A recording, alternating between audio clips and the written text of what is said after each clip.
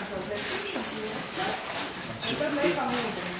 Pureklī, lai viņas neiet bojā, jo vienalga, vai viņai ir iekodas suns, vai viņai sāp kāja, vai viņa negrib ēst, vai viņai, mums galvenais ir pabarot tos purekli un lai viņš neapstāj. Tātad šeit ir pamatā šī skābētā zāle. Tā, un mēs varam mierīgi ar celi arī viņu piespiest, arī brūsnes aitu mātes mēs varam šādā veidā, droši viens celis ir pie lāpstiņas, otrs celis pie gūžas ar stūri dibenā, tad tā aita, tā kā viņai nav kur sprukt. Tādā veidā. Tad, kad visi šie zobi ir nomainījušies, tad viņai ir vairāk kā 4 gadi. Šādā veidā arī aitas cērp, un tad arī viņām griež nagus šādā veidā. Vispirms mēs iztīrām, lai mēs saprotam, kas te ir. Un tad mēs vienkārši griežam šīs te maliņas. Un tad, tās spiriņas īstenībā arī ir grūtāk redzēt, jo viņas ātri pazūd. Jo mūsdienās tiešām tās tehnoloģijas paliek arvien lētākas un pieejamākas un viegli saprotamākas. Tur nevajag vairs 6 gadu augstāko izglītību, lai ar sonogrāfu pateikt, ka ir vai nav vērīgi vēderā.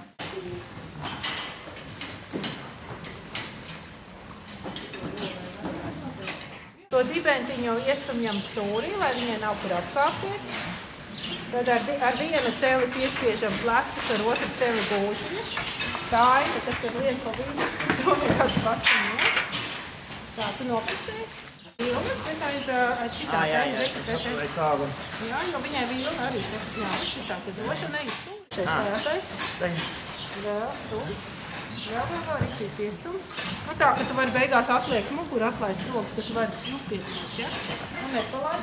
Visus iekšējos orgānus mēs redzam, bet līdz ko mēs tiekam uz dzemdi, tā mēs redzam šos te pončikus, un viņi ir uzreiz ļoti specifiski. Tas nozīmē, ka viņi ir grūsi, un tur nekas cits nevar būt.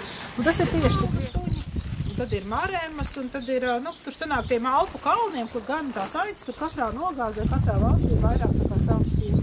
Tad visi viņi vienkārši pagalmā, viņi neko nedabū. Ne es viņus glaudu, ne es viņiem dodu ēst neko, jo ēdienu viņi dabū pie aitām. Manu atzinību, kad ir labi viņi dabū pie aitām, viņi vispār arī neko citu nav redzējuši. Viena viņa nerodās, viņa tā ir invāzija, kas ir no dzīvnieku uz dzīvnieku pārnēsājis. Pati palieņu pļāva pat ļoti labi dara aitām, jo mums ir tās zvaigžņu aitas, kas tur tās aitas un visu to daudzveidību uztur palieņu pļāvās. Gliemziņš vispār? Dzīves gudrības. Kas patīk, ir darbs ar dzīvniekiem, cilvēkiem, tirgošanās. Un kas nepatīk,